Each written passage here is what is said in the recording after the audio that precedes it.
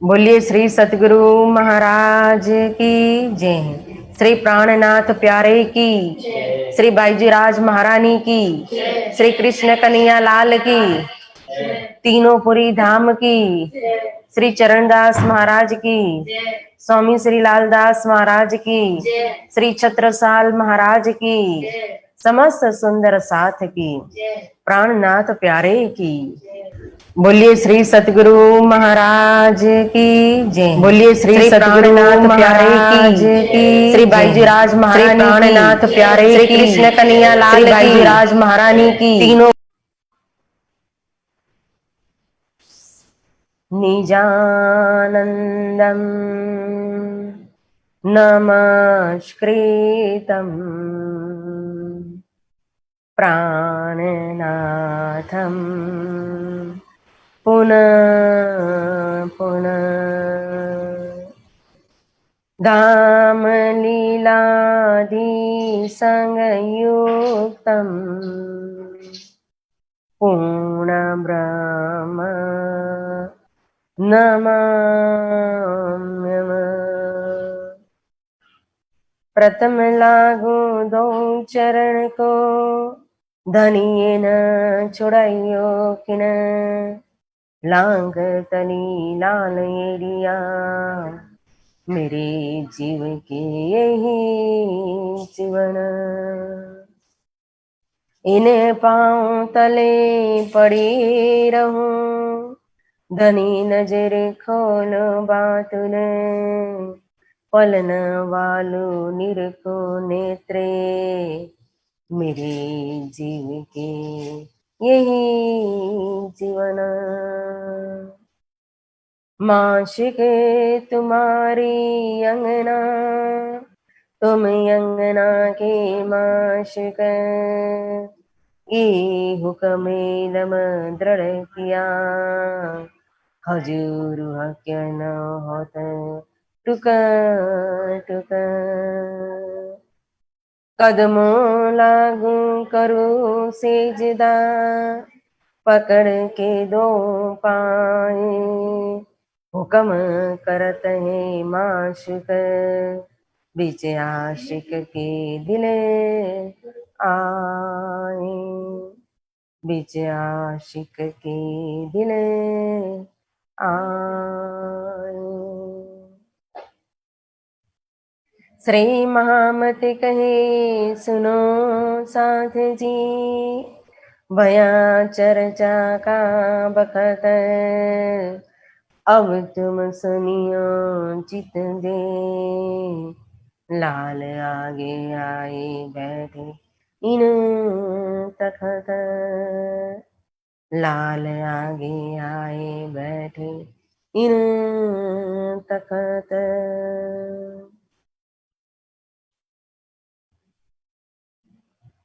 धामधनी अक्षरातीत प्राण प्रियतम श्री राज श्यामा जी, परम आदरणीय श्री मास्टर जी, परम आदरणीय श्री प्रकाश जी, श्री मनीषा आहूजा जी, समस्त सुंदर साथ जी, आप सभी के चरणों में मेरा प्रेम प्रणाम। हारा न काहूं सरह भरह, मैं जीव उन गुल्लर में का, नहीं मेरा और गुल्लर, आगे पंडित में सब जीते, हारा न काहूं सर भर, हारा न काहूं सर भर। बोलो श्री सतगुरु महाराज की जय, श्री प्राणनाथ प्यारे की जय, श्री बाईजीराज महारानी की जय।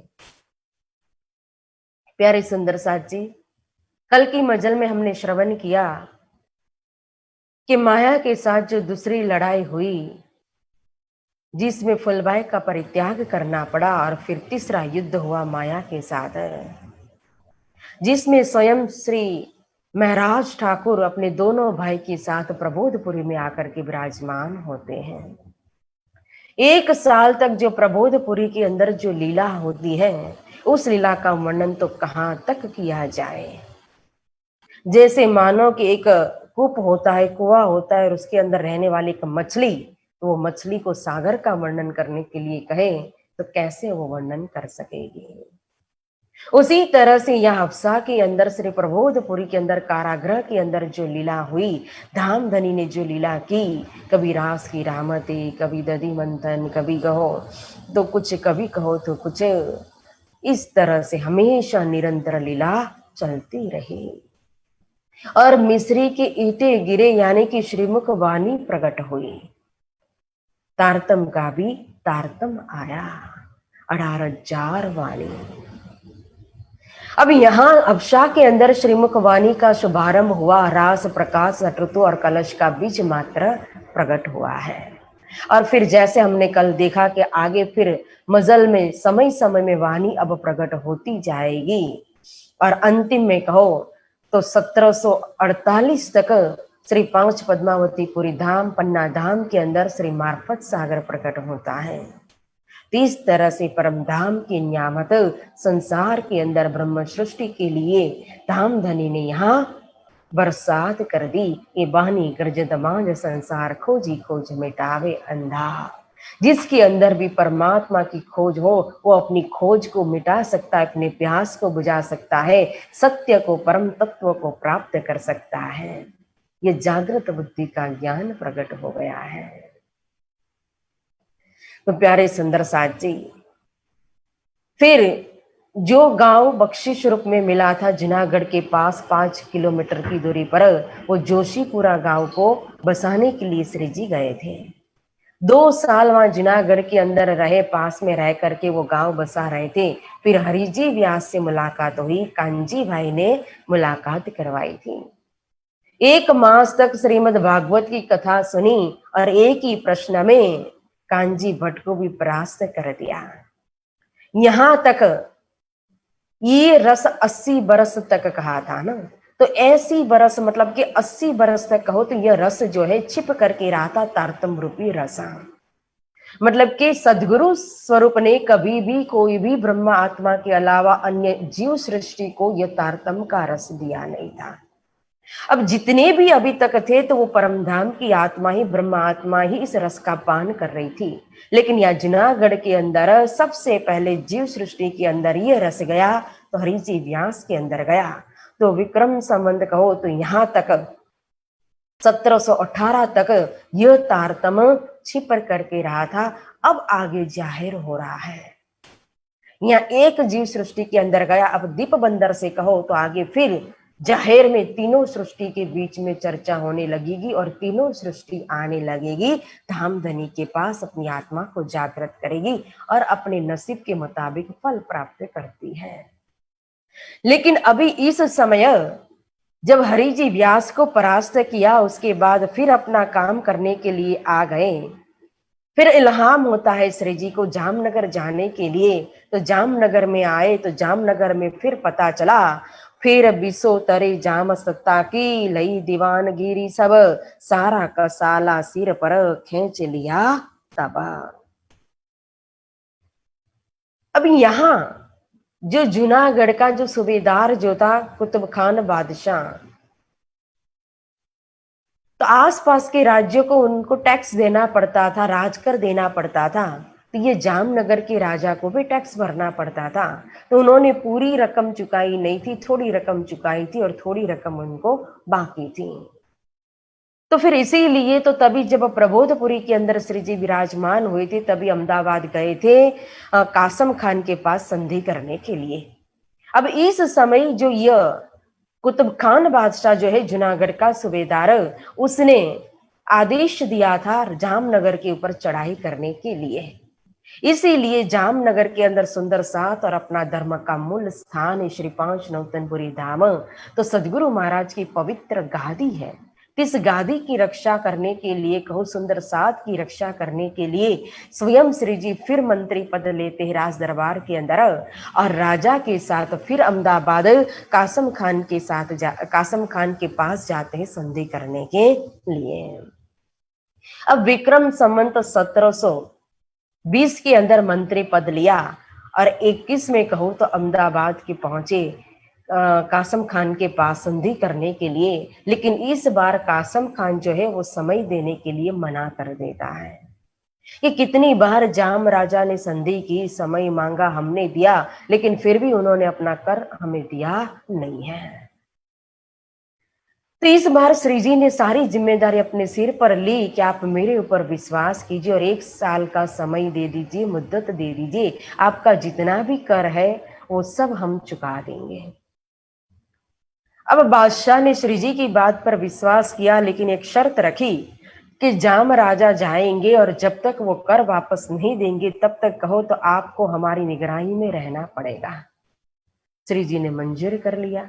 जाम राजा ने भी कहा, विश्वास दिलाया कि कोई बात नहीं, आप चिंता मत करो, मैं जल्दी ही 1 साल क्या 1 महीने में ही आकर के कर चुका दूंगा और आपको छुड़ा करके ले जाऊंगा। तो श्री जी ने भी जाम राजा के ऊपर विश्वास कर लिया और वो संधि करके वापस गए जामनगर। अब यहां श्री जी फिर पड़े नजर कैद के अंदर, हफ्सा के अंदर आकर के विराजमान होना पड़ा। अब संवंत 1721 भी खत्म हो रहा है और संवंत 1722 आ गया। अब 1 साल का समय होने आया, लेकिन फिर भी जाम राजा ने अपना कर्ज चुकाया नहीं। बार बार उनको पूछा जाता है क्या हाल चाल है, नहीं तैयारी कर रहा हूं, जल्दी आऊंगा और अपने मंत्री को छुड़ा करके ले जाऊंगा। आश्वासन देता रहा लेकिन छुड़ाने के लिए आता नहीं है। और फिर जब 1 साल होने आया तो जाम राजा ने तो हाथ ऊपर कर दिया कि अब जो करना है करो, लेकिन मुझसे अब कर चुकाया नहीं जाएगा। तो पहले ही बादशाह ने तो शर्त रखी थी कि अगर आपने कर्ज वापस नहीं दिया 1 साल के अंदर तो फिर मैं आपके मंत्री को फांसी की सजा दूंगा। सारी शहर के अंदर, अन्य राज्यों के अंदर कहो तो आपकी बदनामी हो जाएगी। तो यहां जाम राजा तो निकल गए, वो तो हाथ अद्धर कर देते हैं मेरे से होगा नहीं, लेकिन यहाँ श्री जी फंस गए। अब क्या करें? तभी जो मोजल का, क्योंकि यहां से निकल करके जाएंगे दीप बंदर के अंदर, और दीप बंदर की मजल में ही मोजल के प्रकरण प्रकट होते हैं जो पहले ही श्री रास ग्रंथ के प्रारंभ में रखा गया है। तो श्री रास किताब के अंदर कहा, बाहे ग्रई लई निसरी में तरण जुत किदा फरी फरी, पछे गतमत मारी हरी लई वश पोताने करी। माया के साथ श्री इंद्रावती जी कहते मेरी 3 लड़ाई हुई, 3 युद्ध हुए हैं, लेकिन तीनों लड़ाई में कहो तो मेरी विजय हुई है और माया की हार हुई है। प्रथम लड़ाई थी माया के साथ जब अरब से आए थे विक्रम संवत 1708 के अंदर, और राज दरबार से आकर के हिसाब किताब दे करके जब सदगुरु के पास आए और सदगुरु ने मुख फेर लिया, वो प्रथम लड़ाई थी। दूसरा युद्ध था धर्म छोड़ो या धर्म पत्नी, तो धर्म पत्नी को छोड़ना पड़ा, ये दूसरी लड़ाई थी। और तीसरी लड़ाई थी जब सदगुरु स्वरूप के नाम का मेला करने के लिए तैयार हुए, मेला कर रहे थे, चल रहा था धूमधाम, सबको दान भंडारा आदि कर रहे थे, सुंदर साध की सेवा कर रहे थे, और मेले में विघ्न पड़ा, चुगली हुई राज्य के अंदर और प्रबोधपुरी में आकर के बैठना पड़ा। लेकिन तीनों लड़ाई में श्री जी की विजय हुई है, जो हम श्रवण करते ही आए। लेकिन यहां कहा कि चौथी लड़ाई के अंदर तो मेरी गत मत भी हर ली माया ने, मतलब मेरी बुद्धि जो है ना वो माया ने हरण कर ली। देखो माया किस तरह से हमें परवश करती है, हमें पता ही नहीं चलता। हम जिसको माया समझते हैं तो वो तो शायद माया का रूप न बने, लेकिन माया का वही रूप है जो आकर के हमें अपने धर्म पथ से कहो, अपनी आत्मा के आड़ा पर्दा रूप बने, पत्थर रूप बने, दज्जाल रूप बने, या धर्म को छुड़ाया धर्म से विमुख करे, तो माया वही स्वरूप समझ लेना माया का। एना आउद अमृत रूप रस छल बल वल अकल अगिन कुटिल ने कोमल चंचल चतुर चपल कहा है। ये माया के शस्त्र है, तो माया किसी भी शस्त्र के द्वारा वो चढ़ाई कर सकती है, हमारे सामने खड़ी हो सकती है। इसलिए माया का कहना ये न कोई, उसका कोई भी रूप नहीं है, रंग नहीं है। तो यहां श्री रास ग्रंथ के अंदर कहा कि मैं मारू बल जाने हूं तो अच्छी हूं तो छु अति मूढ़, थाई सर्वे धनी थकी ते में कीधु दृढ़। क्यों? क्योंकि माया ने इस समय पूरी तरह से श्री इंद्रावती जी को मुख में ले लिया, और मुख में लेकर के माया निगलने की कोशिश ही कर रही थी, माया की विजय ही होने वाली थी। उतने में तो कहो यहाँ इंद्रावती जी नजर कैद के अंदर है, श्री महराज ठाकुर नजर कैद के अंदर है। यह बात पता चलती है जूनागढ़ के अंदर कानजी भाई को। जब कानजी भाई ने सुना कि श्री महराज तो राजनीति के अंदर फंस गए, क्या सोचकर गए थे और क्या हो गया, क्योंकि यहां तो इंद्रावती जी भी आशा मुखी हुई। इंद्रावती जाम राजा के ऊपर भरोसा किया था, लेकिन उन्होंने तो कुछ किया नहीं, एक धाम धनी का ही आश्रय था। अब क्या होगा सतगुरु महाराज के भविष्य का। तो यहाँ कांजी भाई को धर्म का स्तंभ रूप बनाया धाम धनी ने, मूल स्वरूप ने। उनके ऊपर प्रेरणा हुई तो कांजी भाई ने विचार किया कि श्री जी तो फंस गए, अब मुझे जाना चाहिए, क्योंकि उनके हाथ में तो 36,000 की जागनी है, मेरे हाथ में क्या है। फिर उन्होंने एक युक्ति भी लगाई, थोड़े बहुत पैसे जो जमा किए थे, चाकर थे, तो उसी से पूरा सामान सब खरीदा जो जो चाहिए। श्री महाराज की धर्म पत्नी बन गए, तेज कुंवरी जी बन गए, तेज कुंवरी जी का वेश उन्होंने धारण कर लिया और पालकी तैयार करके स्त्री का वेश, तेज कुंवरी जी का वेश धारण करके बैठ करके चले गए सीधा अहमदाबाद। जहां श्री जी नजर कैद में थे उसी जगह पर पहुंचे और अंदर जा रहे हैं। कौन है? श्री महाराज की धर्म पत्नी है। तुरंत मिलन के लिए अंदर जाने दिया। अब अंदर आकर के कांजी भाई श्री जी को प्रणाम करते हुए समझाते हैं कि जल्दी से यह वेश मेरा धारण कर लीजिए, जिस वेश को मैंने धारण किया है, और इसी वेश में आप यहाँ से निकल जाइए, मैं आपकी जगह पर यहाँ अंदर रहूंगा। देखो, कुर्बानी देने के लिए, अपनी जान न्यौछावर करने के लिए कांजी भाई तैयार हो गए, धर्म के लिए, श्री जी के लिए। श्री जी मना कर रहे, मैं ऐसा नहीं कर सकता, मेरे कारण मैं दूसरे की जान खतरे में नहीं डाल सकता हो। लेकिन कांजी भाई माने नहीं और श्री जी को मना लिया कि देखो, आपको कुछ भी बोलना नहीं चाहिए इस समय, जो परिस्थिति, उस परिस्थिति को आप देखो, क्योंकि मेरे तन से कुछ भी होने वाला नहीं और मेरे सिर पर सदगुरु महाराज का भविष्य जिम्मेदारी कोई नहीं है। जागनी ब्रह्मांड की संपूर्ण जिम्मेदारी तो धाम धनी ने आपको सौंपी हुई है, तो इस तन की रक्षा होना बहुत ही जरूरी है। इसीलिए आप मेरी बात मानकर यहां से चले जाइए। फिर श्री जी को, धाम धनी को कांजी भाई की बात सुननी पड़ी और तुरंत उन्होंने फिर स्त्री का वेश धारण कर लिया। जो चोली साड़ी आदि जो पहन करके आए थे, तेज कुंवरी जी का वेश बना करके, वो वेश सारा कहो तो श्री जी ने धारण कर लिया और वहां से बाहर निकल गए। उनकी जगह पर कांजी भाई रह गए अंदर। अब चौकीदार जो थे, वो सिपाहियों को तो लगा कि अभी अभी जो तेज कुंवरी जी अंदर धर्म पत्नी गई थी मिलने के लिए, वही बाहर निकले हैं ना, उनको क्या पता कि अंदर क्या हुआ है। इस तरह से श्री जी बाहर निकल गए और यहाँ कांजी भाई ने कहा था कि देखो, सीधा निकल करके जाना फिरंगी के राज्य में, गुजरात की सीमा को पार कर देना और वहां अपने सतगुरु महाराज की शिष्य भी है जयराम कंसरा बाई, उनके घर पहुंचना। मैं भी इस खेल के अंदर खेल खेलूंगा, अगर बच गया तो मैं भी सीधा दीप बंदर आऊंगा, नहीं तो अफसोस की मुझे कोई बात नहीं है, चिंता नहीं है, अफसोस मत करना, परम धाम के अंदर, मूल मिलावा के अंदर एक ही साथ मिलेंगे। इस तरह से श्री जी बाहर निकले। फिर जो पालकी तैयार की थी उसी पालकी में बैठ गए और थोड़ी दूर गए, फिर पालकी को छोड़ दिया, स्वयं रातों रात निकल गए और गुजरात की सीमा को पार करके पहुंच गए दीप बंदर जयराम कंसरा के घर। यहाँ भई निचावर कानजी नगर अहमदाबाद, धर्म थंब हे बपुदयो राखी बाजी आदर। यहाँ कांजी भाई निचावर हुए धर्म के लिए, श्री जी के लिए, धर्म के थंब रूप बन गए कांजी भाई। अगर आज कांजी भाई नहीं आते और श्री जी को बाहर नहीं निकालते तो सोचो क्या होता। जो परम धाम के अंदर आद अनाद के अंदर जो इशक रब्द के अंदर जो हमने वचन दिया था उस वचन का यहाँ पालन किया तो कांजी भाई ने पालन किया है।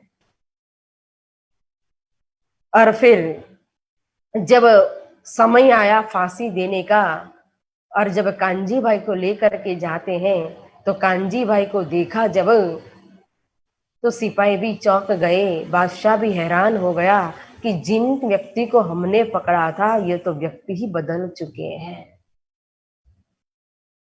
और फिर धामधनी की प्रेरणा से कांजी भाई के मुख से कुरान की आयतें निकलने लगे, बोलने लगे कि देखो आपको आपकी कुरान के अंदर क्या लिखा है। क्या कुरान के अंदर यही कहा है मोहम्मद साहब ने कि एक गलती करे तो दूसरे को उसकी सजा मिलनी चाहिए, कि धर्म के नाम पर मारो, हिंसा करो, दूसरे को कष्ट दो, दुख दो। कभी भी मोहम्मद साहब ने ऐसा नहीं कहा है, बादशाह ने कहा। तो फिर इस तरह से कांजी भाई की भी रक्षा होती है। फिर बादशाह ने उन्हें छोड़ दिया कि नहीं, हमें माफ करना, हम आपको सजा नहीं दे सकते, फांसी नहीं दे सकते हैं, क्योंकि एक गलती करे तो उसकी सजा दूसरे को नहीं मिल सकती है। फिर यहाँ श्री जी आए दीव गुजरात से, श्री राज भये फारक, मायापुरी दिखाए के नजर करी तरफ हक्का। अब पूरी तरह से कहो तो श्री जी ने यहाँ राजनीति को तिलांजलि दे दी। अपने राज्य को कहो, मंत्री पद को कहो, राज सुख को कहो, तो वह सब वैभव को अपने पाद तली तले नीचे कुचल दिया, दबा दिया और माया को पूरी तरह से परित्याग करके छोड़ करके श्री राज जी माया से फारक होकर के अब गुजरात की सीमा को छोड़ करके नजर करी तरफ हक, धनी की तरफ नजर कर दी और पहुंच गए दीप बंदर जयराम कंसरा के घर, धाम की राह बताने को, सात को सुमार्ग पर लाने को, भाई कंसरा को समझाने को, भीषण विध्वंस से बचाने को श्री प्राणनाथ अब दीप बंदर आए, श्री सतगुरु का संदेशा लाए। अब सतगुरु की तारतम ज्ञान का संदेश, उसकी खुशबू, उसका नूर, उसका प्रकाश, उसका तेज फैलाने के लिए अब जागनी पर्यटन की शुभारंभ करने के लिए अब श्री जी पहुंच गए दीप बंदर। जब जाम वजीर विदा दई, देख कसाला दुख, हुक्म हुआ हक सुभान का, अब ये पावे सुखा। अब पूरी तरह से जाम राजा के राज्य को, वहां के मंत्री पद को, सब कुछ छोड़ दिया और देख कसाला दुख। क्या उन्होंने स्वयं अपने जीवन में अनुभव किया कि जब जब मंत्री पद लिया तब तब मेरे ऊपर क्या क्या आपत्ति आई है, क्योंकि धामधनी नहीं चाहते कि मैं माया का कार्य करूं। क्योंकि जब आए थे सदगुरु महाराज के पास धरोल राज्य से, तब सदगुरु ने पूछा था कि अब तो वापस नहीं जाओगे। तब श्री जी ने ना शब्द का उच्चारण किया था, लेकिन उस समय इशारत थी सदगुरु महाराज की कि जो मायावी कार्य आप, राजनीति का कार्य, मंत्री पद का कार्य आप छोड़ करके आए हो, उस मंत्री पद राजकारण के अंदर फिर तो आप वापस नहीं जाओगे ना।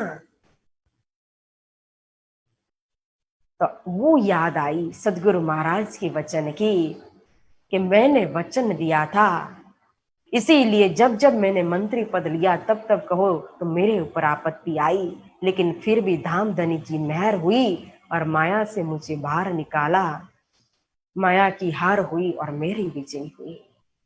अब यहाँ धामधनी हक सुबान श्री राजी महाराज मूल स्वरूप ने विचार किया कि श्री इंद्रावती जी ने बहुत दुख कष्ट सहन कर लिया, जो खेल देखने के लिए मांगा था वो अच्छी तरह से खेल देख लिया है, मित्रण जुत किदा फरी फरी ना।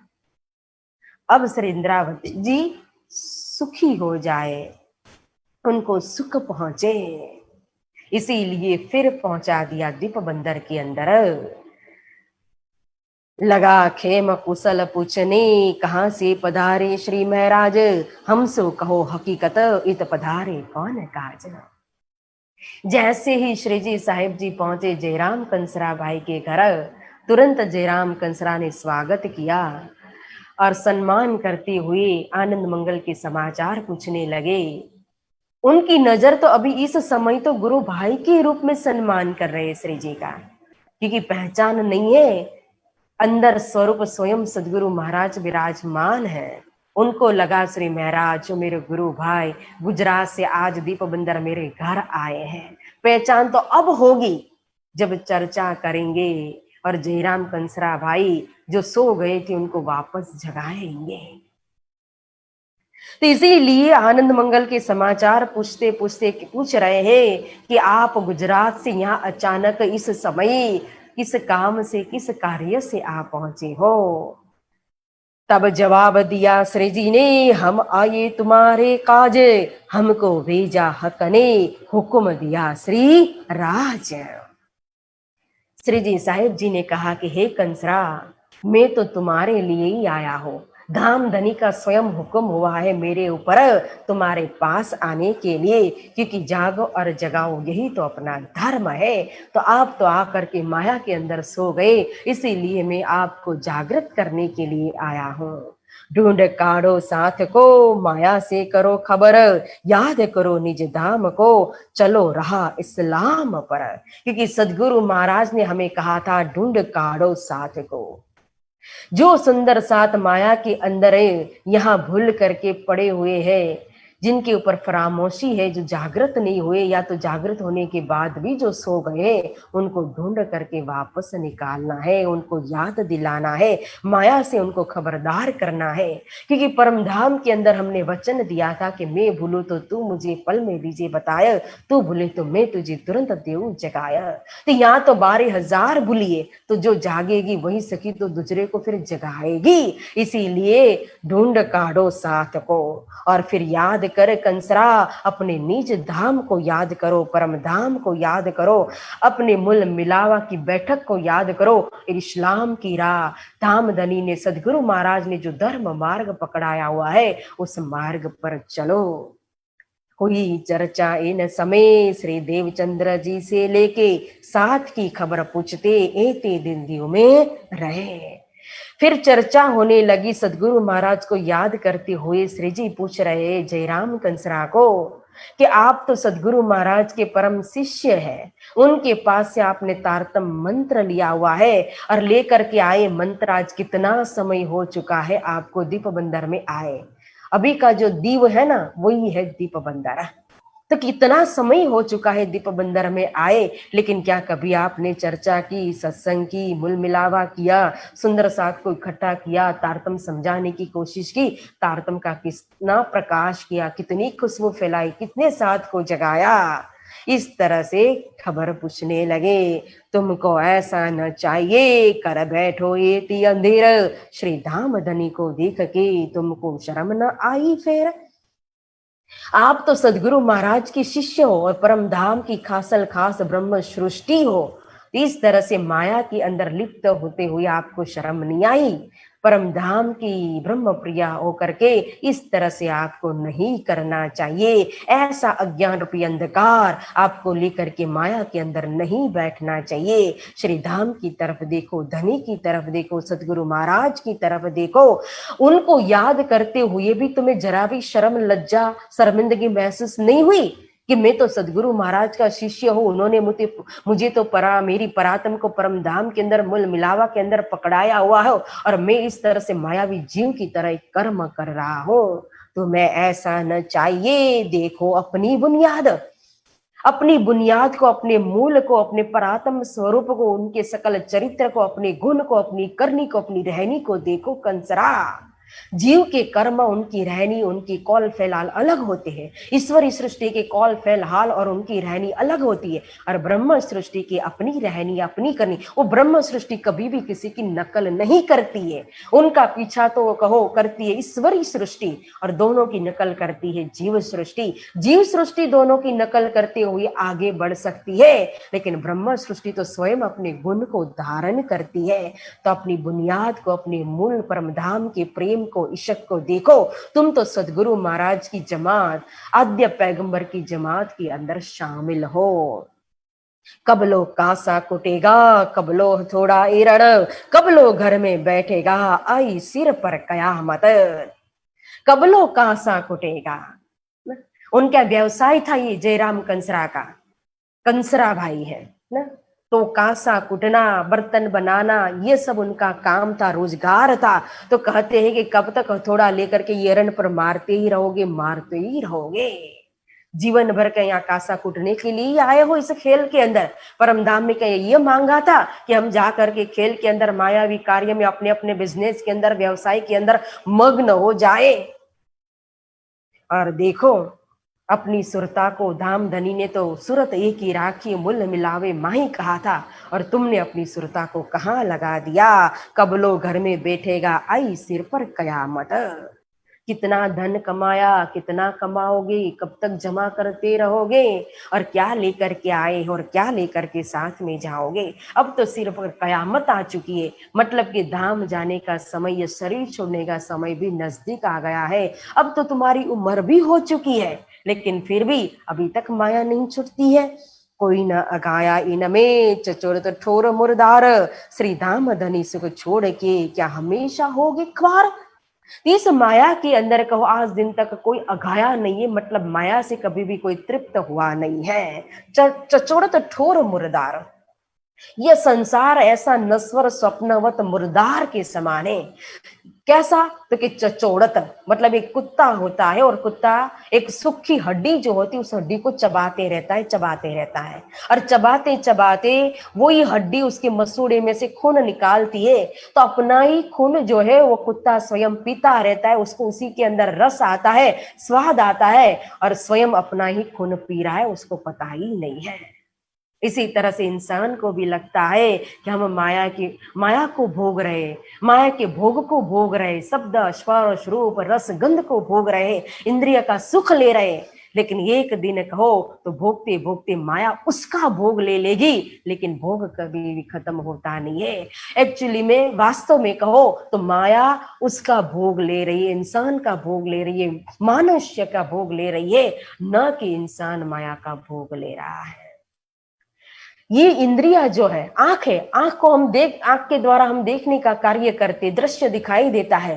और एक दिन देखो देखते देखते आंखों में कमजोरी आ जाएगी, लेकिन दृश्य तो वो को वही रहता है। दृश्य के अंदर तो कभी कोई प्रकार की कमी आती नहीं है। मतलब हमारे गुण इंद्रिय कमजोर पड़ जाएंगे, संसार तो वो का वही रहेगा। ये विषय शब्द स्पर्श रूप रस ये कभी भी खत्म होने वाले नहीं है। इसीलिए श्री धाम धनी सुख छोड़ के क्या हमेशा होगे ख्वार। क्या परम धाम के सुख को, धनी के सुख को छोड़ करके हमेशा इसी संसार के अंदर पुनरपि जननम पुनरपि मरणम, क्या जन्मते रहोगे, मरते रहोगे, कभी धाम में नहीं उठोगे। और जब उठोगे तब क्या होगा, किस तरह से धाम धनी के आगे सिर ऊंचा कर पाओगे, बड़ी हंसी हो जाएगी। इसीलिए अभी भी समय है, सावधान हो जाओ। यह मुर्दार 14 तबक सो अब होत है नास, कछु शर्म न आई हक की तुम कहावत गिरो खासन। यह 14 लोक जो ब्रह्मांड है, यह सारा ब्रह्मांड अक्षर भगवान की द्वारा उत्पन्न हुआ है। इत अक्षर को विलस्य मन 5 तत्व 14 भवन, यहाँ में माँ विष्णु मन मन ते त्रिगुणता के तिरचर सब उत्पन्न। अक्षर भगवान की स्वप्न की ये सृष्टि, ये जो छिन में देखे पल में मिटावे, इसीलिए इसको नाशवंत कहा है। जैसे हमारा स्वप्न उसका कोई अस्तित्व नहीं होता है, जैसे ही हम जागते हैं तो हमारा स्वप्न हमारी आंख में जा करके समा जाता है, मिट जाता है। उसी तरह से अक्षर भगवान की नींद जब खुलेगी तो यह सारा स्वप्न भी उनकी आंख में जा करके समा जाएगा।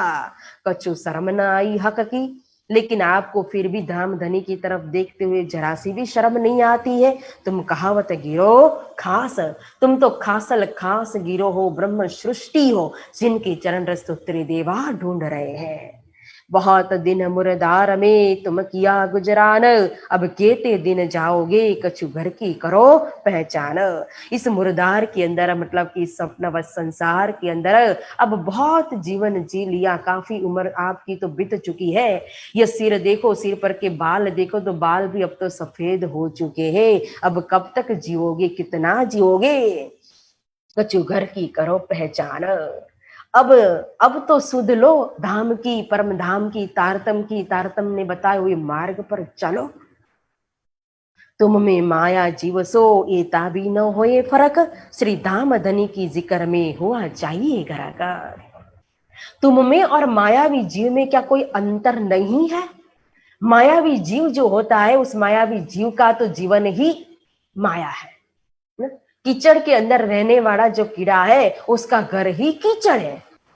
एक मकड़ी जो है, तो मकड़ी अपनी जाल गुथती रहती है, गुथती रहती है, और गुथते गुथते गुथते कहो तो उसी जाली के अंदर जा करके फंस जाती है। लेकिन उसमें उसका कोई दोष नहीं है, क्योंकि उसका घर ही वही है। लेकिन तुम्हारा घर तो यह संसार नहीं है, ब्रह्म सृष्टि का घर ये स्वप्न नहीं है, अक्षर भगवान का 14 लोक ब्रह्मांड ये मृत्यु लोक नहीं है। हमारा घर तो हद पार बेहद बेद पार अक्षर अक्षर पार वतन 25 पक्ष परम धाम नीच घर हमारा श्री रंगमल है।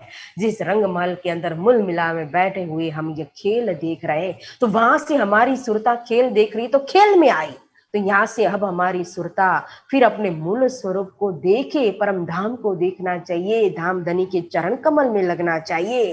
श्री धाम धनी की जिक्र में तुम्हें तो गर्क होना चाहिए, हमेशा धनी के गुणगान गाना चाहिए, सेवा पूजा ध्यान चितवन आदि करना चाहिए। उसके बदले में आप गर्क कहाँ, माया के अंदर हुए दिन भर किसका चिंतन करते हो? कितने घंटे माया का चिंतन करते हो और कितने घंटे धाम धनी का चिंतन करके है? विचार करके देखो। सो बोए न आवत तुमको, न चर्चा चितवन, न साथ मिलावा सयन, न दिल को किया रोशन। कभी भी आपको बोई मतलब कि खुशबू नहीं आई, परम धाम के अंदर का जो प्रेम है, उस प्रेम की खुशबू कभी भी नहीं आई। तभी तो न कभी चर्चा किया, न चितवनी की बैठ करके, न सुंदर साथ का मिलावा किया, मूल मिलावा को यहाँ बनाया, न दिल को रोशन किया, न स्वयं अपने ही दिल को रोशन कर पाए, मतलब कि अपने ही दिल में जब तारतम का प्रकाश नहीं हुआ, रोशनी नहीं हुई, स्वयं ही जागृत नहीं हो पाए, तो दूसरे को कैसे जगाओगे?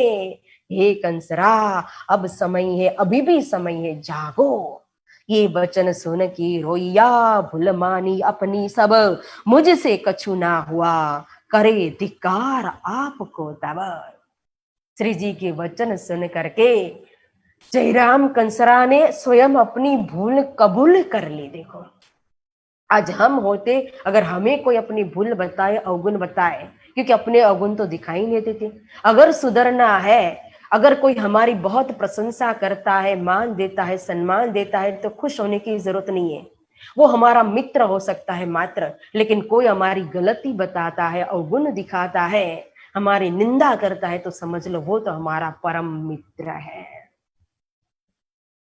लेकिन हमें अगर कोई कुछ कहेगा तो हमें समझ में नहीं आता है, अपनी भूल उल्टा हमें लगता है कि ये तो हमारे दुश्मन है, हम और चिढ़ जाएंगे, फिर गुस्सा करने लगेंगे। अपनी भूल कभी भी इंसान स्वीकार नहीं करता है, जबकि यहाँ जयराम कंसरा ने अपनी भूल को स्वीकार कर लिया, धाम धनी के आगे, और अपनी भूल का प्रायश्चित हो जाना, वही अपने पाप को धोना, वही है दूसरी सीढ़ी पार करना। तो यहाँ जयराम कंसरा खुद रोने लगा, वास्तव में प्रायश्चित के आंसू उनकी आंख से निकल गए, आंसू की धारा बह रही है नेत्रों से, और धाम धनी के चरण पकड़ लिया और भूल कबूल करते हुए कहा कि आपने एक एक वचन सत्य कहा है, आपने जैसा कहा वैसी ही मेरी हालत है, धिक्कार है मुझे। दिक दिक पड़ो मारी पांचों इंद्रिय, दिक दिक पड़ो मारी मन बुद्ध, श्री धाम धनी मुखी करी संसार सुखी तो सनैया। धिक्कार है कि आज दिन तक धाम की आत्मा होकर के मैंने धाम धनी को छोड़ करके माया से प्रेम किया। यहाँ जयराम कंसरा को जातीय स्मरण करा रही है। जातीय स्मरण मतलब कि अपने मूल स्वरूप की पहचान, मैं को कहां से आया, कहा मेरो बरथार, पहले उल्खो आपको, पीछे करो मौसो पहचान, देखो अपने अरश को, याद करो निशान। यह जातीय स्मरण है। तो यह जयराम कंसरा को ही मात्र जातीय स्मरण नहीं करा रहे हैं, यह हर प्रसंग, यह बीतक हमारी है तो हर प्रसंग हमारे लिए है। यह जयराम कंसरा को निमित्त बना करके हम सभी सुंदर साथ को जातीय स्मरण करा रहे, जो माया के अंदर गर्क हो गए, लिप्त हो गए, धाम धनी को भूल करके, उनकी चिंतन को छोड़ करके, चितवनी को छोड़ करके, जो हमेशा माया का ही चिंतन करता रहता है, उन सबको यहाँ सचेत कर रहे, जागृत कर रहे, जातीय स्मरण करा रहे धाम धनी। श्री प्रकाश ग्रंथ कहो, चाहे गुजराती प्रकाश, उसी का तो अनुवाद है हिंदुस्तानी प्रकाश। तो सिर्फ प्रकाश ग्रंथ कहो तो पूरा ये दीप मंदिर जयराम कंसरा भाई को निमित्त बना करके हम सुंदर साथ को जो समझा रहे हैं ना, वो सारी बात प्रकाश ग्रंथ के अंदर है। क्योंकि इस प्रकाश ग्रंथ की वाणी सदगुरु महाराज की ही पहचान कराती है। तभी प्रकाश ग्रंथ के अंदर कहा, तारे केऊ होइते कहरे के लाभ लेवो होइते लहरे ले, तारतम कहे आरे आ हजार बार कऊ हारे हाँ।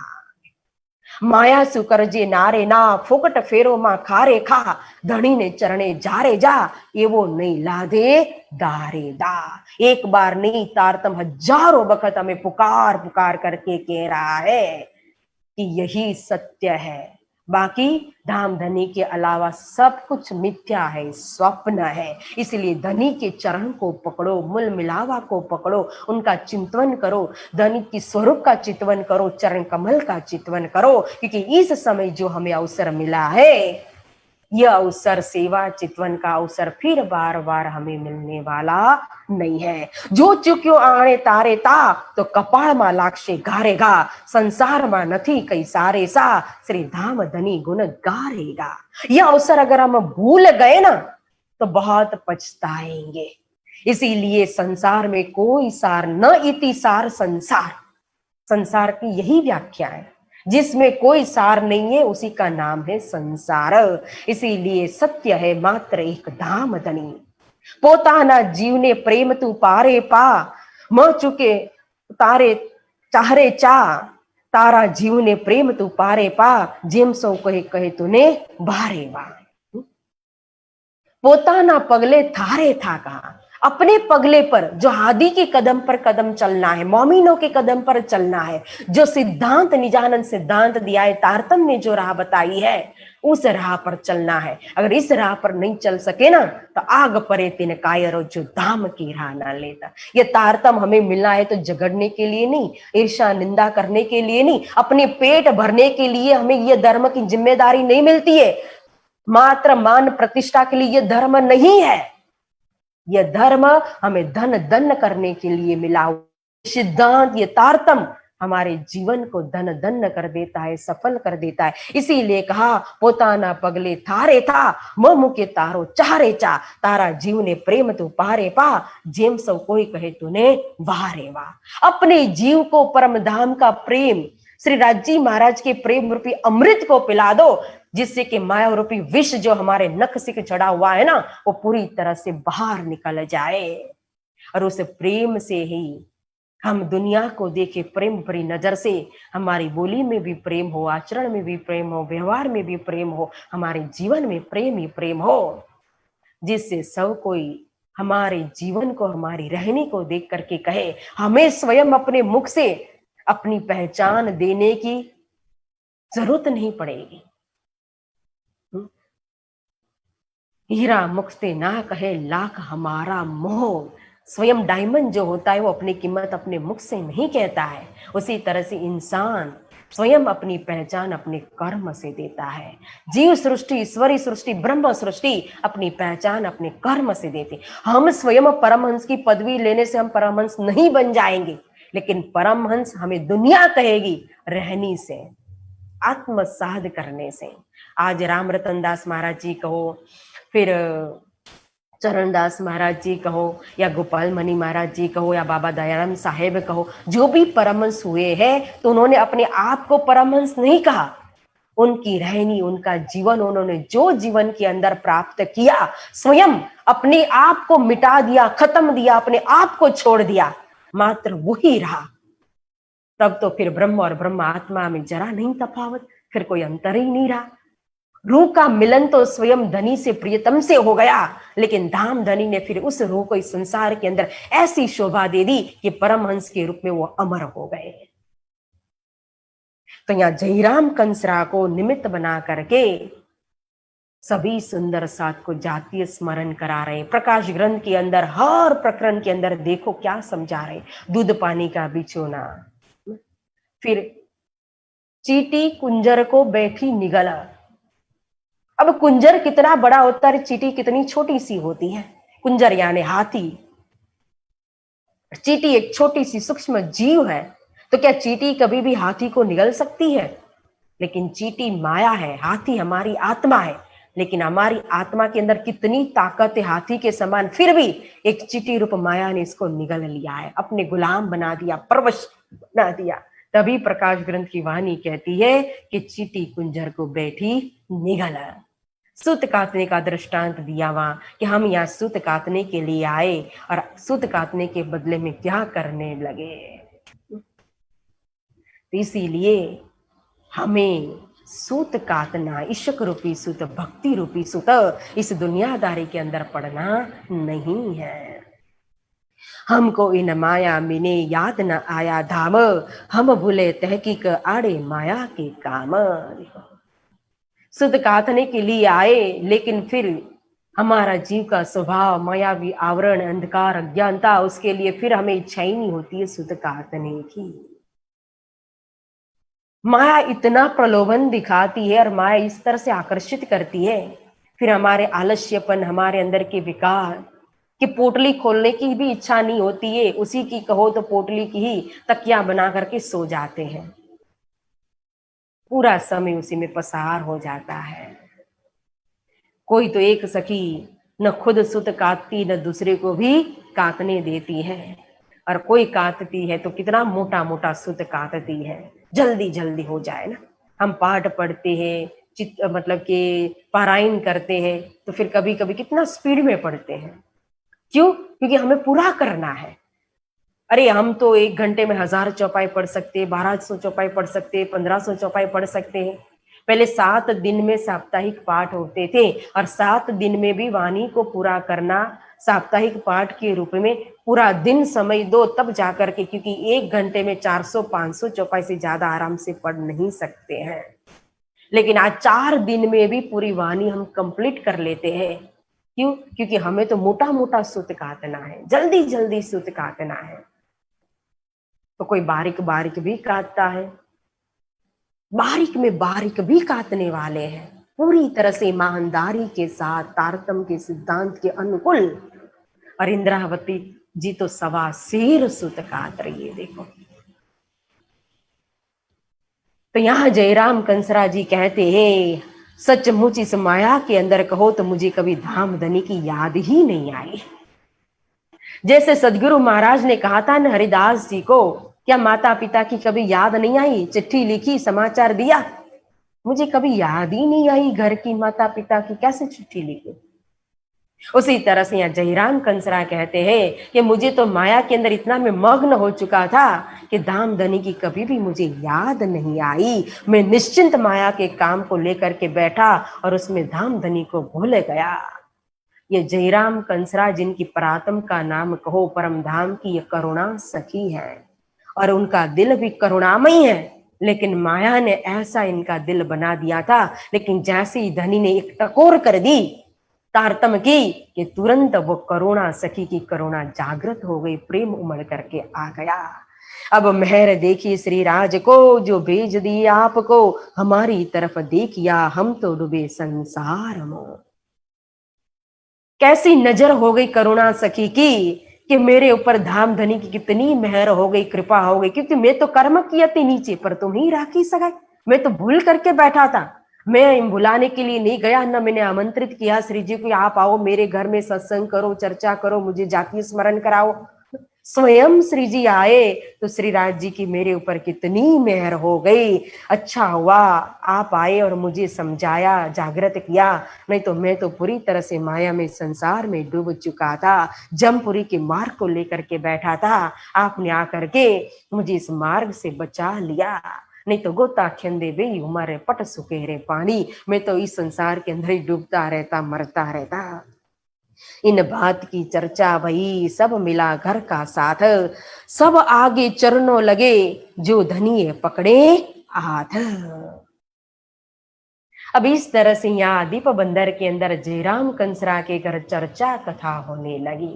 विक्रम संवत 1722 के अंदर आई थी दीप बंदर में, और यहाँ अब चर्चा हो रही, पहले तो घर परिवार ही है चर्चा के अंदर सुनने वाले, लेकिन फिर तो सभी आने लगेंगे चर्चा सुनने के लिए। और यहाँ तो वही आ सकता है जाको धनी पकड़े हाथ, चाहे जीव हो, चाहे ईश्वरी हो, चाहे ब्रह्म सृष्टि हो, जिन पर धनी की नजर पड़ेगी, जो पात्र होंगे वही यहाँ स्वयं आएंगे चर्चा सुनने के लिए।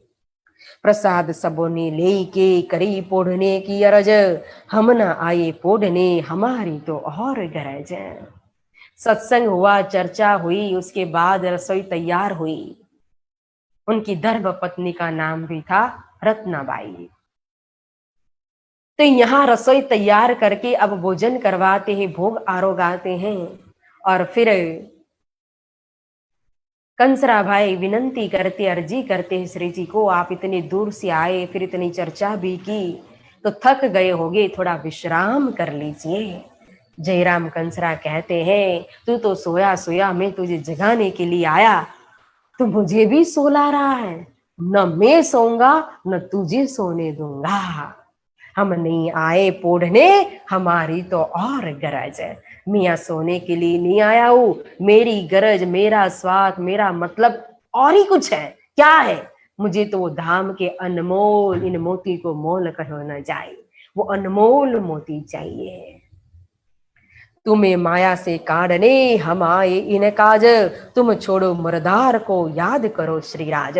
यह मेरी गरज है। जो मेरे सुंदर साथ माया के अंदर फंस चुके हैं ना, उनको माया से खबरदार करना, माया से बाहर निकालना, माया की गुलामी से उनको मुक्त करना। तुम छोड़ो मुरदार को, अब इस नश्वर संसार को अपनी जर्जर से छोड़ दो और याद करो श्रीराज। छोड़ देने का मतलब कि मर नहीं जाना है, जिंदा ही अपने आप को मारना, मतलब अपनी मैं को, संसार की मैं को खत्म कर दो। जिस दिन संसार की मैं खत्म हो गई, समझ लो हम मर चुके हैं। तो संसार की मैं को खत्म करके धनी को याद करो, श्रीराज जी को याद करो। फिर बैठे चर्चा करने व्रज का जो वर्णन, देखो पगले आपने क्यों कर भरे सैयना। फिर चर्चा करने के लिए बैठे और अब व्रज लीला से चर्चा की शुरुआत हो रही है। व्रज रास लीला को बड़ो दिखावत बोझ, एने पगले चाल जो ये पगला प्रमाण सुंदर साथ जी कहते ही आए थे सतगुरु महाराज भी। त्रिरास ग्रंथ के अंदर भी तारतम ने यही बात समझाई, यही पगला पकड़ाया कि व्रज के अंदर देखो पगला भरने वाले प्रेम रूपी पगला, जिस पगले से हमने इस संसार को लात मार दी थी और काल माया के ब्रह्मांड से योग माया के ब्रह्मांड में पहुंच गए थे, तो हमने वहां कैसे पगले भरे थे, कैसा प्रेम किया था अपने धनी से, कैसे निस्बत पता नहीं थी फिर भी निभाई थी। तो यहाँ तो हमें पता भी है निस्बत, तो हमें कैसा पगला भरना चाहिए, कैसा प्रेम करना चाहिए। कोई न लगता तुमको इन माया का नेम, रहो सदा छके जोश में, आठों जाम इन प्रेम। महाव्रज मंडल के अंदर तो माया की कोई भी नियम हमें लागू नहीं पड़ता था, कोई मर्यादा हमें आड़ी नहीं आती थी। सदा अष्ट परदिन 64 घड़ी हम श्री कृष्ण के प्रेम में ही छके रहते थे। ये माया चती बलवंती, तो यही मायावी संसार वहां भी तो था, वही वहां जो हवा पानी था वही तो हवा पानी यहाँ है। लेकिन फिर भी यहाँ उस तरह से प्रेम रूपी जोश में क्यों काम नहीं कर सकते, क्यों हमारे अंदर प्रेम का जोश नहीं आता है, क्यों वो इश्क नहीं आता है। तुम देखो वो घर अपना, हमको क्या बताया श्रीराज, हम खड़े कौन भौम में, हम आए थे कौन काज। हे कंसरा तुम देखो वो घर अपना, अपना जो वास्तविक यह घर हमने जो मिट्टी का पत्थर का जो भी बनाया हुआ है ना, यहाँ की कमाई से यह घर तो यहाँ ही रह जाएगा। हमारा आत्म का परात्म का जो मूल घर है, उस मूल घर, जिस घर को स्वयं सदगुरु महाराज ने बताया, उस घर को देखो, याद करो। और फिर हम कैसी भौम में, कैसे लोग के अंदर, कैसे संसार के अंदर खड़े हैं और यहाँ किस लिए आए वह भी देखो, याद करो। श्री धाम तणा साथ सांभळो, हूँ तो कहूँ छू लागी ने पाय, जेरे मनोरथ कीधा आपने ते पूर्ण एनी पेरे थाय। ये सुंदर साथ, मैं आपके चरण पकड़ करके विनंती कर रही हूँ, अर्जी कर रही हूँ। देखो ब्रज मंडल के अंदर हमने किस तरह से जो जो इच्छा की थी, सभी इच्छा की हमारे मनोरथ को बालाजी ने किस तरह से पूरा कर दिया था। और जब जब आपत्ति आई, कोई भी असुर आया ब्रजमंडल के अंदर, तो हमारी किस तरह से रक्षा भी की थी। तो यहाँ भी जारे धनी धनवट करे, त्यारे बलबेरी नारे, भली गया काम सरारे चढ़े, मन चित्त व्याकारज सरे।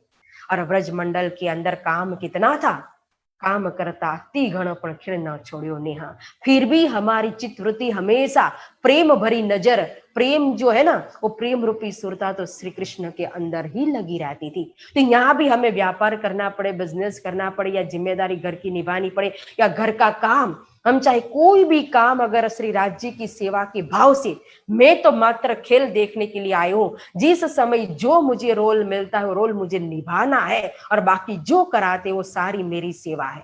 तो हर काम को, हम हर कार्य को अगर सेवा के रूप से लेंगे और करेंगे, तो कभी भी हम दुखी नहीं होंगे इस संसार के अंदर।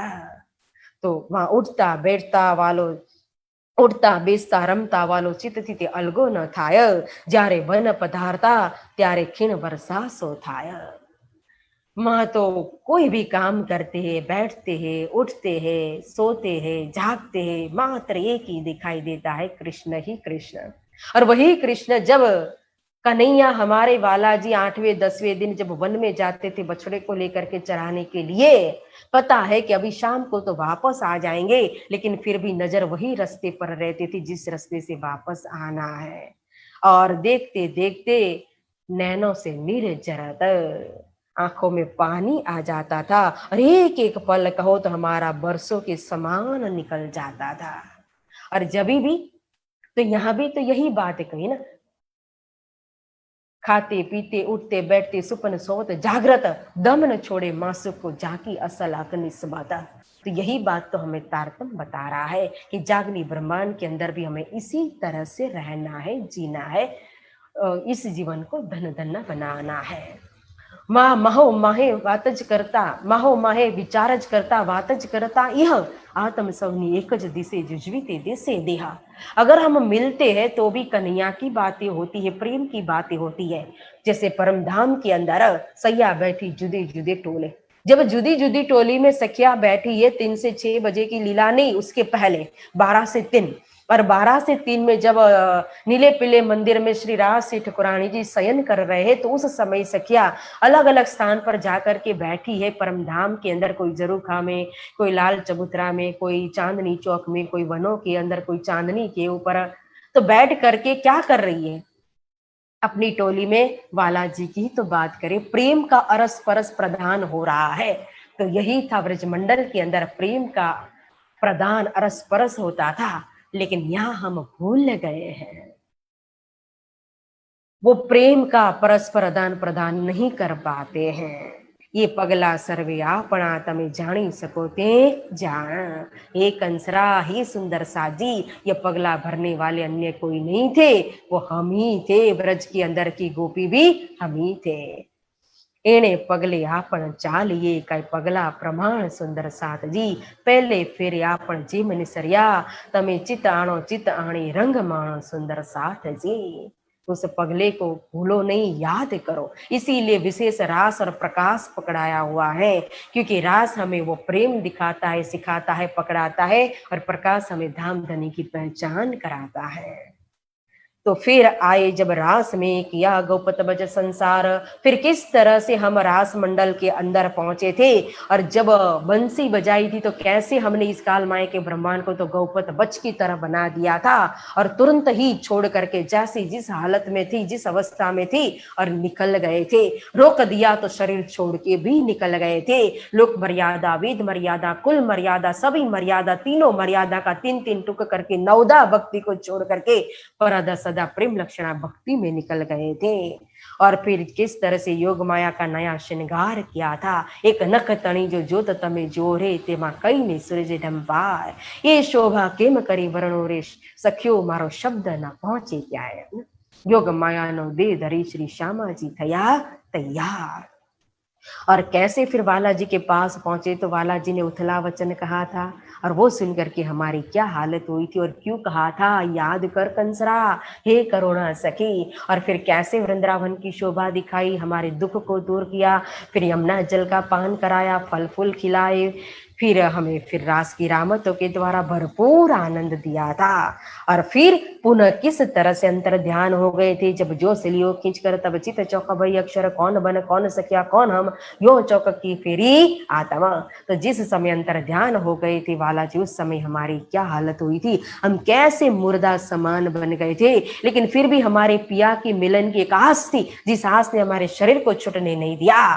तो वो आस, वो प्रेम, वो तड़प, वो विरह, वो सब कुछ कहाँ चला गया, यहाँ किस तरह से इस माया ने छीन लिया। देखो फिर मूल स्वरूप ने देखा तीत, जब मूल स्वरूप ने देखा था कि हाँ ये दोनों ही अक्षर भगवान की बुद्धि, जिसने मांगा था अक्षरातीत के मॉल में प्रेम शक बरतत सो सुद अक्षर को नहीं किन विद केल करा था। लेकिन उनको भी कोई शुद्ध नहीं कि वो किस लीला को देख रहे, किस प्रेम का पान कर रहे, न सखियो कोई शुद्ध है। तभी अंतर ध्यान हुए थे वाला जी। और फिर हमने अनुकरण लीला करके कैसे श्री राज जी को प्रकट कर दिया था, फिर पुनः नए रूप में नए श्रृंगार में फिर आकर के किस तरह से हमारे मनोरथ पूर्ण किया था वाला जी ने, फिर किस तरह से भजनानंद लीला हुई थी वो याद करो। और भजनानंद लीला के बाद जमुना जी की रामत भी हुई थी, जल क्रीड़ा की रामत भी हुई थी। अनिहारे जिलन रंग सुहामणारे आपण जिल सुवाला जी ने साथ, रामत रमी सो आया काई पूर्ण थयो रंग रास। रास खेलने के बाद फिर जिलना के वस्त्र पहन करके जमुना जी के अंदर जल क्रीड़ा के लिए प्रवेश किया था। वागा वधारी काठे मुक्या वस्त्र पहरा कई जिलन, सखी एक बीजे ने आनंद मां जल माहे लागी ठेलाना। और फिर जल क्रीड़ा का आनंद लिया। जल क्रीड़ा का आनंद लेने के बाद चार सखी ने श्री राज जी का श्रृंगार किया, चार सखी ने श्री ठकुरानी जी का श्रृंगार किया। फिर परसे वे वस्त्र साथ ना नावा समय उतार्या जी ह, श्री राज बैठा ते ऊपर प्रेम तो तमे जोजो ह। एम जल क्रीड़ा करी पछी नहाया ते पीऊजी, घना रस लीधा रंग चोलता वालैया ने विलसी। जिलना करके फिर बैठे आरोग ने जब, विरह ताप याद आया इत सवाल की है तब। फिर फरतन फिर बाजोटिया रंग पाकी परवाली, काबी पगड़ी जे कांगरी जाने रहिए निहाली। किस तरह से जमुना जी के तट पर पंगत बैठ गई थी, एक एक चौकी के ऊपर चार चार जन बैठे थे आरोगने के लिए। एक तरफ से रास तो दूसरी तरफ से ठकुरानी जी, एक तरफ आस बाई सखी तो दूसरी तरफ श्री सुंदर बाई सखी। और श्री इंद्रावती जी सो सखी के साथ पिरस रही थी। फिर स्वयं जब इंद्रावती जी आते हैं वाला जी के पास पिरसने के लिए, तो वाला जी ने उनको मुख में कोलिया दे दिया था, किस तरह से खिलाया था इंद्रावती जी को। फिर स्वयं इंद्रावती जी और सो सखी जब बैठते आरोगने के लिए, तो वाला जी स्वयं उनको पिरस रहे हैं। तो भोजन की लीला होने के बाद फिर वार्तालाप हुआ था, प्रेम संवाद हुआ था, मतलब कि प्रेम से बातचीत करते थे। फिर ऐसा मत समझना कि दूसरा प्रेम संवाद कहाँ से आ गया, दुख सुख की बातें करने के लिए बैठे। फिर अंतिम में हमने कैसे अर्जी की थी कि हवे वालैया इटलू हो मांगो खेने कर गाना थे ये जिया हमने बिरा नहीं चालो के घर चाहिए। तब वालो तेड़ी चाल्या सौ साथ, तभी वाला जी ने हमें अपने मूल स्वरूप में परम धाम के अंदर, मूल मिलावा के अंदर, परातम के अंदर पहुंचा दिया था। अजीव मनोरथ रह गए क्यों कहेगी रुहे विख्यात, क्यों कर राजे देखिया तुम्हारे दिल की बात। बोलो श्री प्राणनाथ प्यारे की जय, श्री सदगुरु महाराज की जय। परम धाम के अंदर फरामोशी हटी नहीं, लेकिन फिर भी किस तरह से वाला जी ने हमारी इच्छा को जान लिया। मतलब कि हमारे जो मनोरथ है, हमने जो खेल मांगा था असज्जर दुख रूपी खेल, तो हमारी वो इच्छा दुख रूपी खेल देखने की इच्छा अभी भी पूरी हुई नहीं है। तो वाला जी ने स्वयं विचार किया अगर रूहे जाग जाएगी तो जागृत होने के बाद फिर मेरे से संवाद करेगी कि आपने तो वाला जी कहा था ऐसी माया है, माया आपको ऐसा ऐसा कर देगी, लेकिन माया तो हमारा कुछ भी बिगाड़ नहीं सकी। इसीलिए फरामोशी हटाई नहीं, और तीस वास्ते तुरंत ही तीसरा ये इंड जो है प्रतिबिंब काल माया का ब्रह्मांड, ये रचना किया। तीस वास्ते इंड तीसरा रचा तुम कारण, त्रिगुण खुलौने तुम्हारे तुम हो खास सैयना। तो खास और खास ब्रह्म सृष्टि के लिए फिर अक्षर भगवान के द्वारा ये प्रतिबिंब काल माया ब्रह्मांड की रचना हुई। फिर से पहले मोहम्मद साहेब आए, साक्षी रखी, और उसके बाद साल 9 से 9 मास हुई रसूल को जब रू अल्लाह मिसल गाजियो सैया उतरे तब। फिर ब्रह्म सृष्टि का भी आगमन अपनी श्यामा महारानी के साथ इस खेल के अंदर हुआ, जहां त्रिगुण खिलौने तुम्हारे, जहां ये त्रिगुण त्रिदेवा के द्वारा उत्पन्न हुई ये सृष्टि जो है 84 लाख योनि, ये स्वयं ब्रह्म सृष्टि के लिए ही तो उनको खेल देखने की इच्छा थी, उस इच्छा को पूरी करने के लिए ही तो इनका सर्जन हुआ है। नित्य चर्चा इन भात की होवे दीप बंदर में, बड़ा शोर पड़ा सर में आवत सब सुनने। इस तरह से कहो तो नित्य प्रतिरोज चर्चा होने लगी जयराम कंसरा के घर दीप बंदर के अंदर। अब यहाँ जयराम कंसरा के वहां तो चर्चा मंडान जो शुरू हुआ, लोग आने लगे, एक कान से दूसरे कान बात फैलने लगी, आने वाले भी वही है चाको धनिये पकड़े हाथ। तो तीनों प्रकार की सृष्टि जो है आने लगी, क्योंकि चर्चा का शोर जो है पड़गा जो हो चारों तरफ दीप बंदर के अंदर फैल गया। लेकिन तीनों प्रकार की सृष्टि आ रही है तो अपने अपने पात्र के मुताबिक, क्योंकि हम चाहे नदी के अंदर भी जाए पानी भरने के लिए तो हम जितना सा पात्र लेकर के जाएंगे ना उतना ही पानी लेकर के आएंगे। तो यह भी कहो एक ज्ञान रूपी गंगा है और प्रेम रूपी जमुना और तारतम रूपी प्रेम की अमृत की बरसात हो रही है। अगर इस अमृत को पीना है तो जितना हम पात्र लेकर के जाएंगे या बैठेंगे उतना ही हम इसका पानी या अमृत को हम पी सकते हैं। तो यहाँ तीनों प्रकार की सृष्टि आती है और अपने अपने नसीब के मुताबिक, अंकुर के मुताबिक कहो तो वह भी नफा प्राप्त करती है। परंतु कितनी निस्बती आत्मा जो है वो सखियों परम धाम की आत्मा भी यहाँ आई, धर्म के अंदर शामिल हुई। अब जिद किया दज्जाल ने बड़ा जो किया शोर, हाथ पाव अपने पटके कछु न चला जोर। जहां धर्म की प्रगति होगी तो वहां निंदा करने वाले भी, ईर्षा करने वाले भी जरूर निकलेंगे। और जो भी धर्म करते हो लेकिन धर्म के अंदर ईर्षा कर रहे हैं कि नहीं मैं करूं वही धर्म है और सामने वाला करे वो तो मेरे से सहन नहीं होगा, तो ये ईर्षा करने वाले, धर्म के विरुद्ध चलने वाले, निंदा करने वाले, यही तो है दज्जाल का स्वरूप। तो यहाँ श्री जी उनकी चर्चा का पड़गा पड़ रहा था चारों तरफ दीप बंदर के अंदर, और चर्चा मंडान तो बढ़ते बढ़ते बढ़ता ही चला गया। इतनी चर्चा मंडान बढ़ गई कि अन्य का चर्चा मंडान खाली हो गया। अन्य जितने भी कथाकार थे उनके सभी श्रोता यहाँ आकर के चर्चा में बैठ जाते, और फिर जो आया आया आया सो आया, फिर जाने का तो नाम ही नहीं लेता है। तो सभी कथाकार भी दुष्यंत रूप बन गए थे, कलयुग के रूप बन गए थे। जो धर्म का विरोध करने वाले हैं वही तो कलयुग का स्वरूप है। लेकिन उनका कुछ भी चोर जब चलता नहीं है तो वो स्वयं ही अपने हाथ पांव पटकने लगते हैं, मतलब कि स्वयं ही अपने आप पछताते हैं, काला मुख लेकर के घर में बैठना पड़ता है। तो यहाँ जो कथाकार जो दुश्मन रूप बन गए थे, क्योंकि उनकी सारे श्रोता श्री जी के पास उनके शिष्य बन चुके थे और वहीं चर्चा सुनने जाते थे, तब इनको तो यह सहन नहीं हुआ। तो इन सभी कथाकारों ने मिल करके एक चुगलखोर खड़ा कर दिया।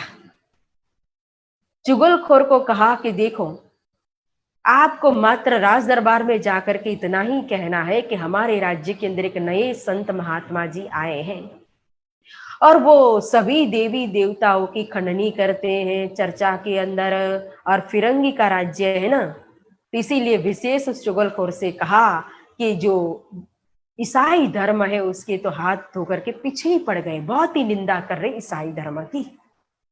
जो इतना तू काम कर देगा तो हम तुझे 1000 रुपये देंगे। वो चुगलखोर भी मान गया। अभी यहाँ तो लीला हो रही है दीप बंदर के अंदर जयराम कंसरा के घर, और चुगलखोर मौका देख रहा है कि एक दिन में जाओ और जा करके दरबार के अंदर चुगली कर दूं। तो एक दिन वो सुबह सुबह ही सोचता है कि आज मैं चलता हूं। तो सुबह ही उठ करके निकला अपने घर से राज दरबार की तरफ जाने के लिए।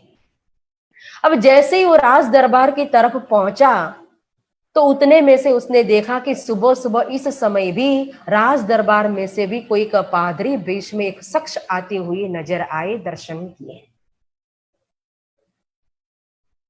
तो उस शख्स ने पूछा, तब उन शख्स ने कहा, तुम कहाँ जात कौन काम, आए उतावले दरबार में इत इन बेला इस ठाम। तो उन स्वरूप ने पूछा चुगलखोर से कि आप इस समय दरबार की तरफ जा रहे हो, दरबार के अंदर जा रहे हो, तो क्या किस लिए जा रहे हो, क्या काम है आपको? और बड़ी आपकी चाल ढाल जो है वो भी बड़ी विचित्र है, क्योंकि ऐसा काम करने के लिए जाना हो, किसी की चुगली करने के लिए, तो आगे पीछे भी देखना पड़ता है, दरवाजा बंद करना पड़ता है, कोई सुन ना ले ना। तो अभी उसकी चाल भी थोड़ी विचित्र थी।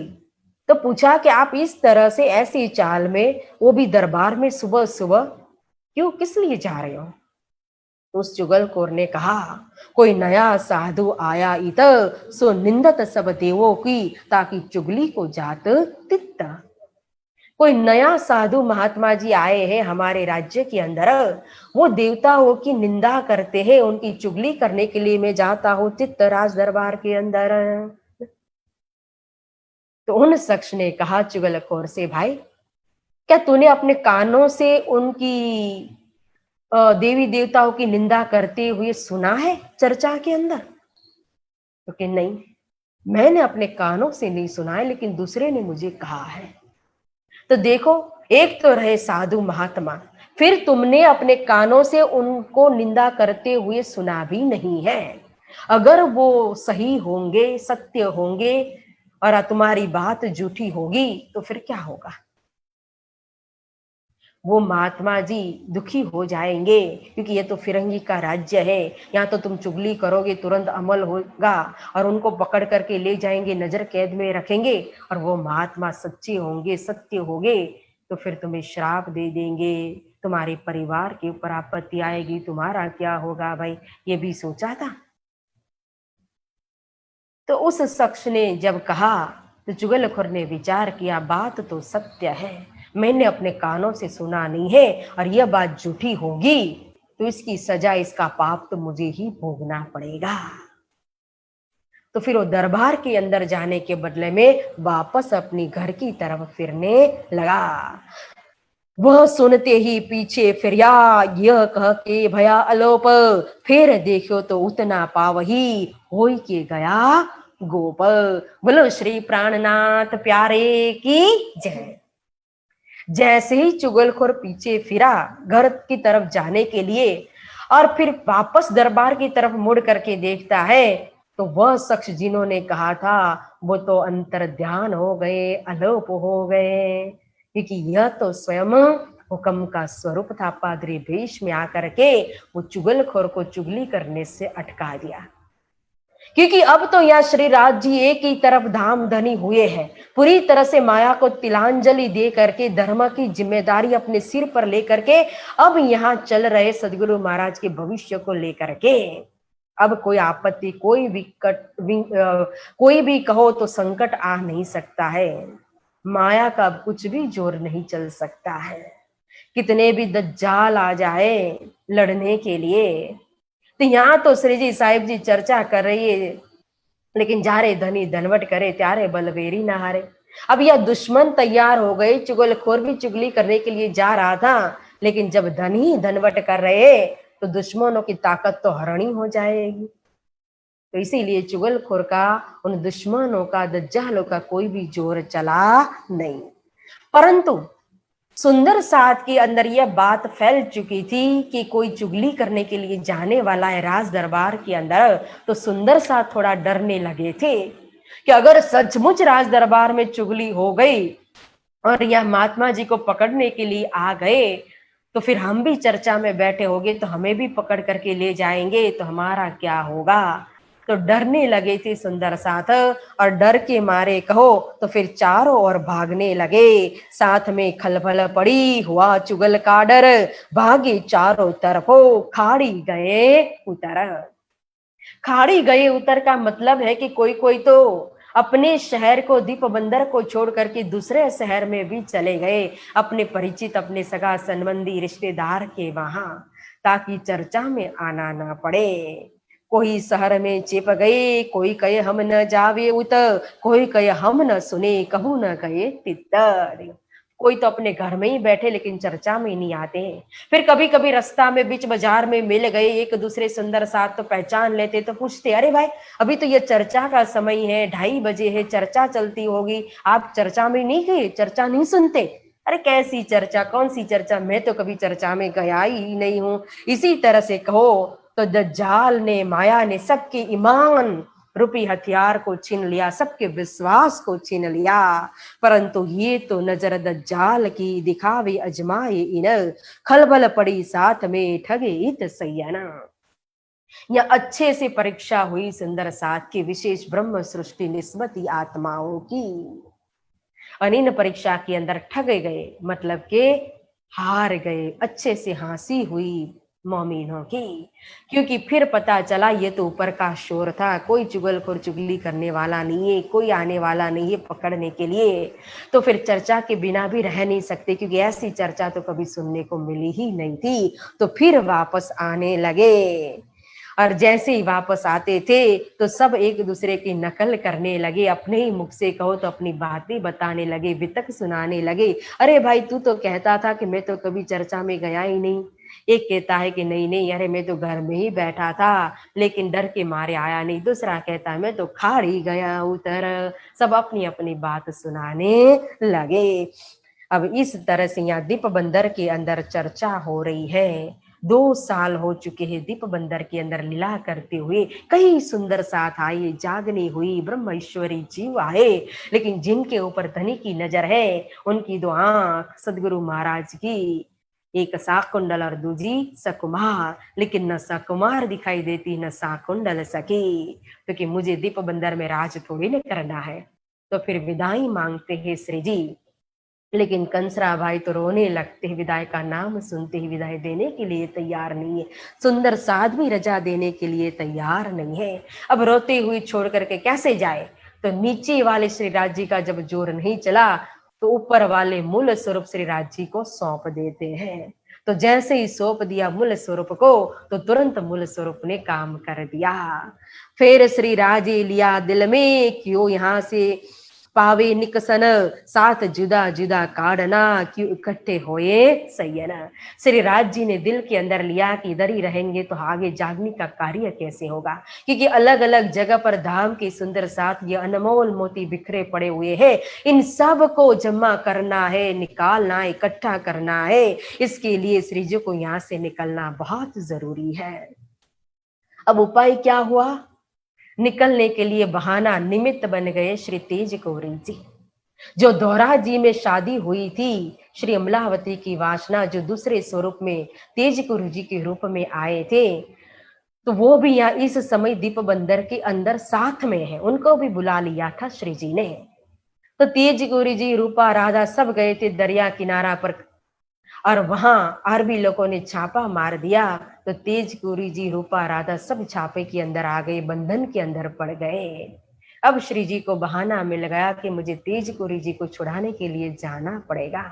लेकिन फिर भी सुंदर साथ कहते आप चिंता मत कीजिए, हम छुड़ा करके लेकर के आएंगे, लेकिन आपको हम रजा नहीं देंगे। तो श्री जी ने कहा आप जाओगे तो एक ही काम करोगे, तेज गुरु जी को छुड़ाओगे। मैं जाऊंगा तो जहां जहां जाऊंगा, चंदन जहां भी जागा वहां जाएगा, वहां खुशबू ही तो फैलाएगा। तो इसी तरह से तारतम की खुशबू फैलेगी, जहां जाऊंगा वह सत्संग होगा, तो सुंदर साथ की आमदनी भी होगी, आत्माएं भी जागृत होगी। इसलिए मुझे अब यहाँ से रजा दीजिए। फिर सभी सुंदर साथ ने यहाँ से रजा दी। इन उपाय के वास्ते आए दिव मारी आरवन, आई श्री बाई जी बंद में चले छुड़ावन पीना। अब जयराम कंसरा ने एवं सभी सुंदर साथ ने श्री जी को बड़े प्रेम से बधाई दी, और श्री जी श्री बाईजू राज को बंधन से छुड़ाने के लिए दीप बंदर से अब निकले। नवी बंदर पहुंचते, नवी बंदर से पोरबंदर पहुंचते, पोरबंदर से पाटन, और पाटन से कच्छ, और कच्छ से पहुंच गए मढ़ई बंदर। और जहां जहां दरिया किनारे पर चलते चलते जा रहे तो वहां भी जो बैठे हैं उनको भी पूछ रहे कि अरबी लोगों ने जो दीप बंदर के अंदर छापा मारा था तो उनमें कुछ बंधन में आ गए थे, तो किस दिशा में उनको लेकर के गए हैं, क्या आपने देखा है? लेकिन ये दरिया किनारे पर रहने वाले ठोर ठोर फितना उठा था। ये इतना भी उनके अंदर विवेक नहीं है, विचार नहीं कि किस तरह से जवाब देना चाहिए, क्योंकि ये मांस मछली खाने वाले आसुरी वृत्ति का खुराक, हिंसक खुराक हो, तो उनके लिए अंदर बिल्कुल विचार विवेक नहीं है कि कैसे उनको जवाब दे। तो मनमानी जवाब देते, क्या हम आपके लिए ही बैठे हैं, यही नजर रखने के लिए बैठे कि कौन आता है कौन जाता है, कहाँ गए, हमें क्या पता। तो श्री जी इस तरह से पूछते पूछते पहुंच गए मड़ई बंदर, और मड़ई बंदर के अंदर सदगुरु महाराज के एक शिष्य थे जिनका नाम था प्रागमल भाई।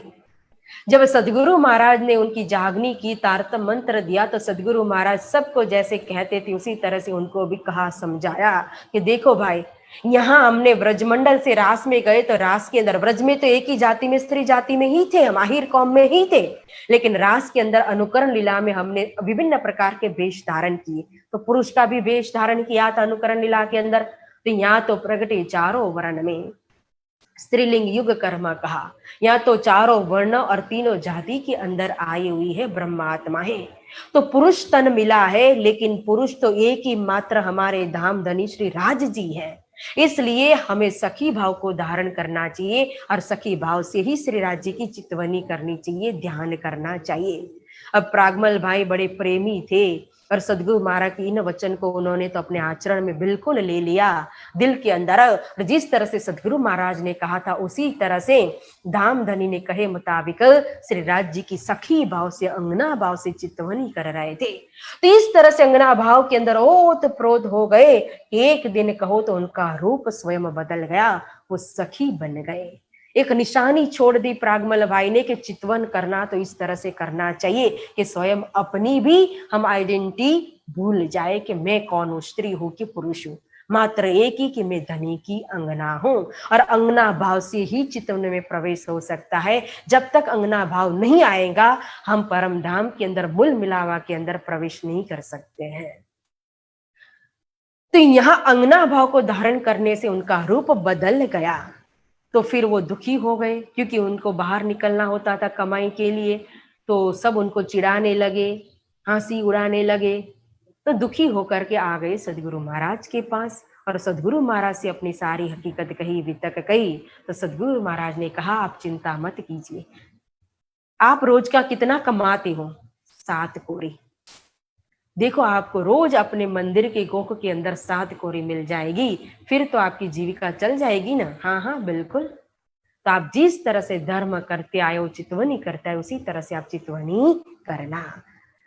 तो इस तरह से यहाँ मड़ई बंदर में प्रागमल भाई रोज अपनी भजन भक्ति और चितवनी करते, सुबह उठते हैं तो प्रातः काल उसको नित्य 7 कोरी अपने मंदिर की गोख में से मिल जाती है।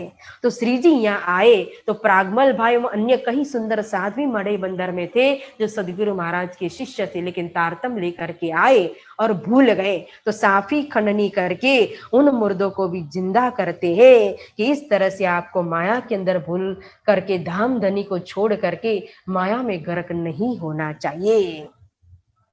तुम तो चतुर प्रवीण हो, हे तुम्हारा तन धाम, तिन को भूल के माया में करो कुफर का काम। आप तो बहुत ही बुद्धिशाली मनुष्य हो, चतुर हो, होशियार हो, आपको ज्यादा कहने की जरूरत नहीं है। आप खुद जानते हो तारतम के द्वारा कि आपका तन तो परम धाम मूल मिलावा में बैठा हुआ है, लेकिन फिर भी आप उसको भूल करके माया की इस कुफर में लगे हुए हो। इस तरह से धाम धनी को पकड़ा रहे हैं, धाम की लीला को पकड़ा रहे हैं, माया को छुड़ा रहे हैं, और कहते हैं कि तुम अपने उस घर को देखो, अपने आप के अपने मूल स्वरूप को देखो, कौन भाव में किस जगह पर खड़े हुए देखो। इस तरह से खंडनी करते हुए सुंदर सा जो सोए थे उनको जगाते हैं, और एक दिन मड़ई बंदर में रहते हैं। फिर आते हैं मड़ई बंदर से कपैया बंदर, और कपैया के अंदर अपने ही भाई भाभी हरिवंश ठाकुर और मेघबाई रहते थे। तो मेघबाई भी परम धाम की वासना है, लेकिन यहाँ लौकिक संबंध भाई भाभी के संबंध से नहीं गए हैं और ना ही समझा रहे हैं। तो यहाँ मड़ई बंदर में भी भाई भाभी को और अन्य सुंदर साथ जो भूले हुए उनको एक ही बात कर रहे हैं कि तुम जाए कि दीदार उत करो, झुलो ना लगो कदम, तो लो तुम्हारी अलौकिक शुद्ध न होए आत्मा।